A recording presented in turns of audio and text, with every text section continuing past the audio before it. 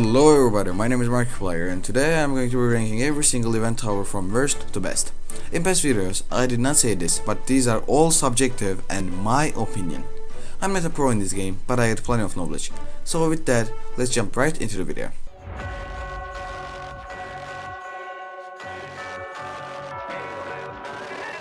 Well, overall, this tower is bad.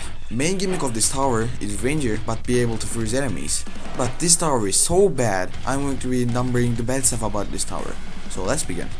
Number 1, the DPS. Both top and bottom pad have abysmal DPS to do anything useful. Top pad has 86 and bottom pad has 63 DPS, which is pathetic. Number 2, the range. Range of this tower is nothing special. For having terrible DPS, you may think it has at least big range, but no, even the range is mid. Top and bottom pad have 20 and 18 range, which I remind you is mid. 3, the health. The base of this tower is Ranger, so what do you expect? Basically any enemy can one-shot this tower. Number 4, the freeze. Now here we are at the main gimmick of this tower, the freeze. Well, this tower gets heavily outclassed on freezing enemies. For fuck's sake, this is a freezing tower. It had one single use and it gets outclassed at that by other freeze units. So overall, this tower is probably the single middest tower you can ever see in a game. It's even worse than the Ranger in my opinion, cause at the least, Ranger's free. This tower costs 300 something Robux. Anyway, I would rank this tower as solid E or even F tier. It is genuinely bad. If it doesn't get any reworks or something, this tower is the single worst event tower that TDX has, and one of the worst towers in the game.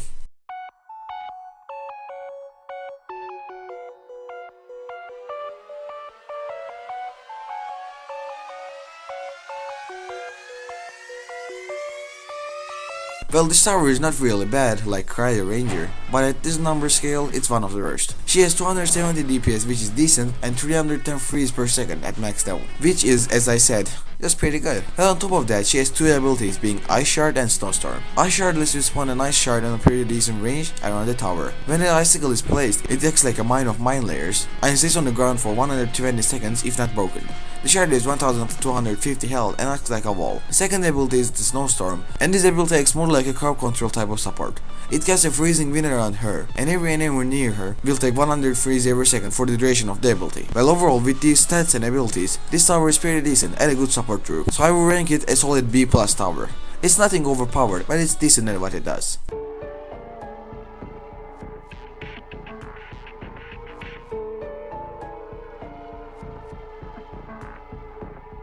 This tower is the second event spawner tower, first one being the Z. Well, this tower is decent, but like not too decent. You'll see what I mean. So this guy spawns bandits, zealots, archers, wardens, and at max level, overseers. Well, at early game, bandits do a decent job of having 30 health and 6 DPS. At first level, bandits level up to level 1, increasing their HP by 5 and DPS by 7. In the following upgrades, zealots and archers get introduced, and with zealots being better bandits with 80 health and 20 DPS. Archers are the only ranged tower in the group, has 200 health and 23 DPS. Archers spawn in groups of 2 and they act pretty decent in the early game. Around mid game, for the cost of $14,000, we get the wardens. Wardens have 1500 health and 133 DPS. At this point, wardens are not really worth it, cause in the mid game, they are definitely better towers to deal with the enemies. Enemies at the max level, Relic stops summoning bandits, instead spawning overseers. Each overseer has 100,000 health and spawns every minute. Now you may say this is very good, but when you see the price, things change. The price for the max level is $334,000,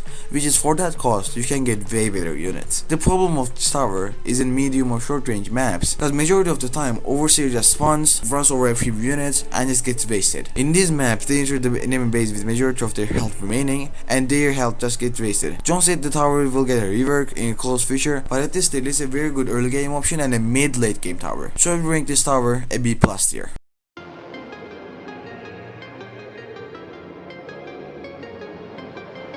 With the introduction of this tower, whole baiting scene has changed in TDX. This tower is clearly the single best bait tower in the game, but besides it, it's useless. While baiting is very important, but in endless and some event game modes, in later waves, this tower becomes useless because of the overwhelming amount of enemies or the lack of tower limit. But beside this, I would still rank this tower a solid A tier. Although me kinda shitting on this tower, it's a very good option. I'm so in between about this decision about the tower, but hear me out. This tower basically doesn't do damage and only a support tower. At its job, it is the single best tower because it has full map coverage and sheer freezing power, but although that, it's hella expensive and majority of the enemies you would like to freeze have very high freeze resistances. So this tower is the best option for freezing, but freezing is generally not that useful. So it's the best tower at what it does, but it does is mid, and with this I will rank this tower A tier. It is not good, but in some stations it can act solid.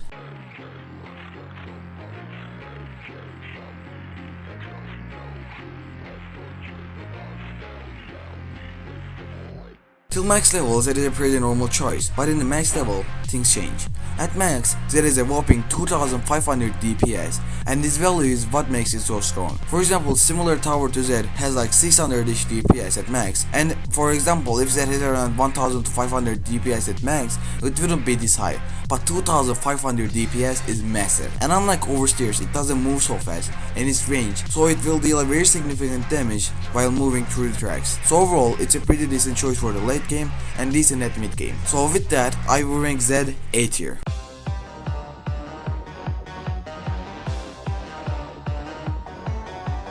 I really think a lot when ranking this tower. This tower might be even the best tower, but I still placed it here on the list. This tower has very good crowd control power, with it having 290 DPS and it can pierce through enemies. So if you set his targeting to random, he will damage every single enemy, dealing massive damage. He also inflicts them with burn effect, dealing extra damage over time and inflicting them with 20% extra damage taken for 7 seconds. This also affects the flamethrower's damage, making him 20% stronger and making each and every tower deal 20% more damage. It's overall an insanely overpowered tower. On top of this, he has an ability that makes him deal 500 damage around him, and if he uses the ability on right times, he can deal thousands of damage with a single press of a button. As a tower on his own, it's a me Mario, what the fuck. As a tower on his own, it's very good, but with the 70% damage increase, it's insane. So with that, I will rank him a very deserved S+ tier. If you are playing endless with your teammates, this should 100% be in your deck. In solo, maybe you can choose better DPS options or like better support towers, but in groups, he's a massive help.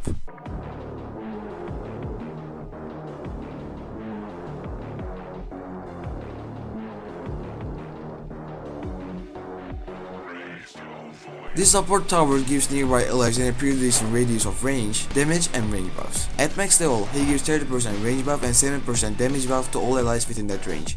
The range is 21 tiles and will cover up majority of the towers you place. He also has 3 abilities, being Call to Arms, APC and Airstrike. Airstrike works pretty similar to this power up counterpart, dealing 2000 damage anywhere in the map that you can choose. So with good ability usage, you can do thousands of damage with a single button press. Next, he has an APC spawn ability, which spawns an APC that has 800 health. This can be decent for catching leaks if you have multiple commanders. And finally, he has the Call to Arms ability, which gives every tower in the range 30% damage buff for 20 seconds. This ability has a 45-second cooldown and it can be cycled with 3 commanders. So overall, this tower is a very good tower. He can be an insane support tower, while also being able to deal damage via APCs and airstrikes. This tower is a must in my opinion for event game modes and endless. And with that, I will rank him S+ tier. And so with all that, the list is done. Thank you for watching. By the way, next video will not be TDX related, and instead I will make a Pillar Chase 2 video. Lately I've been playing that game for a long period of time and I would really like to talk about it. So thanks for watching and have a great day. See ya!